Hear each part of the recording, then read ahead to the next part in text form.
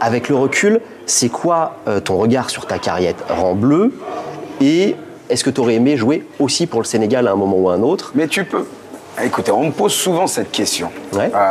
Alors, d'où c'est venu toute cette polémique de dire que oui, j'aurais dû choisir pour le Sénégal. Déjà, on te dit de choisir entre ton papa et ta maman.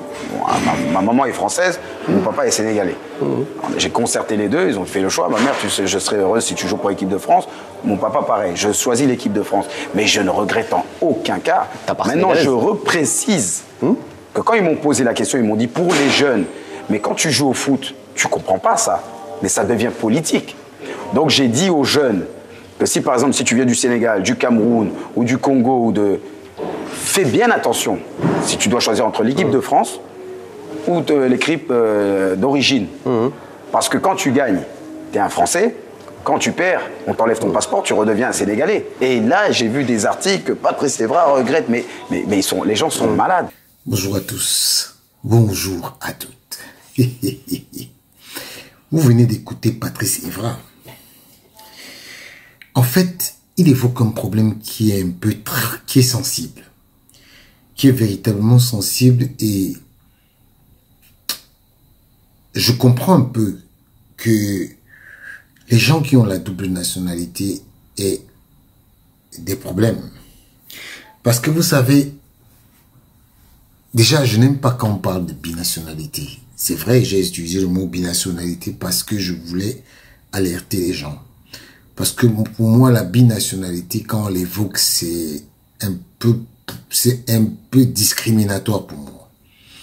Parce que quand un joueur porte le maillot d'une équipe nationale, il est de la nation. Il a un passeport de la nation.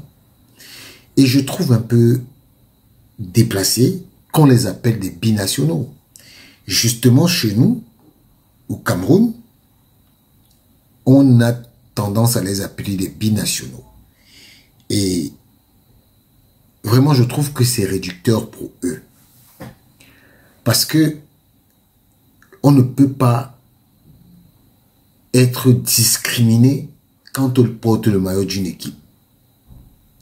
Si tu portes le maillot du Sénégal, tu es sénégalais. Quand tu portes le maillot du Cameroun, tu es camerounais. Quand tu portes le maillot de n'importe quel pays, tu es de cette nation. Si tu portes le maillot de l'équipe de France, tu es français. Alors, même si vous savez qu'il y a des Camerounais nés au Cameroun qui ont joué pour l'équipe de France. Il y a des gens qui sont nés en Afrique et qui ont joué pour l'équipe de France. Et on ne les qualifie pas. Vous ne verrez jamais ici, en France, qu'on qualifie des gens de binational. C'est vrai, comme Patrice Evra a dit, quand tu gagnes, tu es français. Quand tu perds, on t'enlève ton passeport. Même comme en réalité, c'est une image. C'est une image qui se fait. Mais en réalité, je pense que aujourd'hui, il serait inadmissible parce qu'on supplie des gens pour jouer pour une nation. Parce que quand je vois un peu ce qui se passe aujourd'hui, je constate qu'il y a des pays qui sont favorisés et d'autres qui ne le sont pas. Je m'explique. Il y a certains joueurs qui ont la double nationalité et qui ont la possibilité de jouer pour leur pays.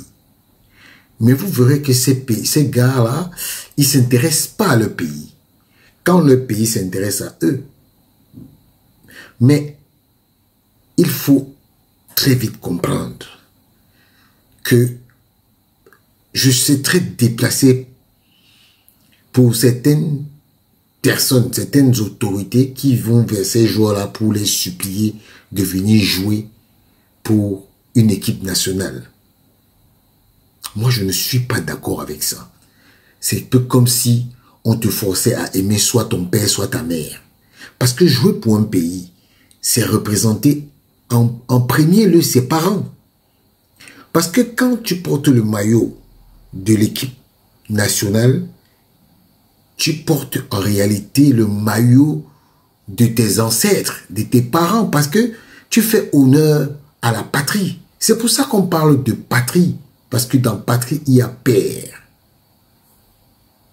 Donc, vraiment, je pense que ces joueurs qui se font supplier pour venir jouer à l'équipe nationale, vraiment, moi je ne partirai pas vers eux. Et vraiment, il y a un certain patriotisme qu'il faut avoir. Parce que quand je prends l'exemple de Sacha Boey, le joueur de Bayern.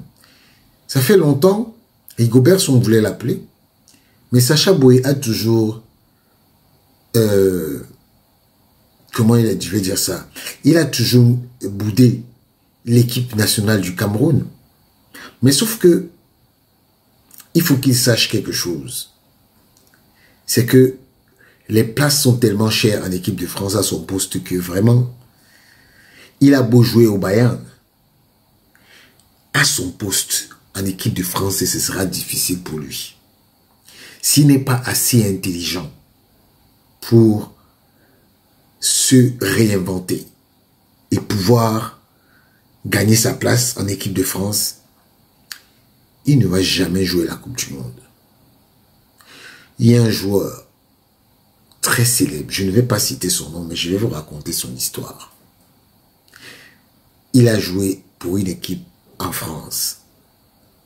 Il s'est rendu très vite compte que il avait le niveau, mais il n'avait pas le niveau de l'équipe de France. Heureusement, il avait sa mère qui lui disait toujours que mon fils, je veux que tu joues pour ma famille. Je veux que tu joues pour nous. Je te vois jouer, mais je souhaite que tu joues pour le Cameroun. Et comme il avait beaucoup de respect pour sa maman, c'est lui-même qui a fait la démarche pour venir en équipe nationale. Et aujourd'hui, ce joueur a gagné avec le Cameroun la Coupe d'Afrique, les Jeux Olympiques. Il a même eu le Ballon d'Or africain. Je ne vais pas vous donner son nom. Imaginez. Donc, c'est pour vous dire que il faut cesser de penser que le Cameroun doit supplier ses enfants. Non. Le Cameroun ne doit pas supplier ses enfants. Le Cameroun ne doit pas supplier ses enfants. C'est plutôt le contraire. Porter le maillot de l'équipe nationale, c'est un honneur. C'est une reconnaissance. C'est-à-dire que quand on est à l'équipe nationale pour une compétition, moi j'ai ressenti le frisson en 2017 à la CAN, finale de la CAN. Je ne jouais pas. Mais quand l'hymne du Cameroun a retenti au stade de Zion, oui, non, c'est pas Zion, c'était, je sais pas, je connais plus l'endroit. Quand ça a retenti là-bas, j'étais incroyablement au garde à vous. C'est-à-dire que mon cœur battait. Quand l'Égypte nous menait 1-0, je voulais mourir, mon frère. Et en plus, il y avait des journalistes égyptiens à côté de moi. À chaque fois que le Cameroun faisait une action, il bougeait la table. J'étais malade. Quand Nkoulou est entré, il était fâché. Je ne sais pas pourquoi j'ai dit à Nkoulou que Nkoulou, c'est toi qui vas marquer. Nkoulou, dès qu'il est entré, connaît. de Mukanjo, je ne peux pas oublier. Il a centré. Et ce jour,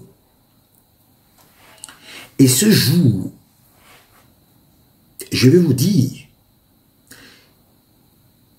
le gardien El Hadari était malade. Il était malade. Et il y a un membre du staff à qui j'avais dit que je viens de lire dans la presse, dans le site King Foot, je ne peux jamais oublier ça. King Foot, K-I-N-G-F-U-T, un site arabe, que El Hadari était malade 2 jours avant la finale. Et on a soufflé cette info, j'ai soufflé cette info à quelqu'un du staff qui a demandé, qui a dit que El Hadari sur les balles en haut, il ne pouvait pas monter et qu'il fallait dans les centres regarder le but de N'Golo et même le but de Vincent Aboubakar où il frappe le ballon comme ça, pam, ça monte. El Hadari ne pouvait pas monter, il ne pouvait pas. Donc c'est pour vous dire que quand le cœur du Cameroun bat, il n'y a rien de plus beau. Il n'y a rien de plus beau.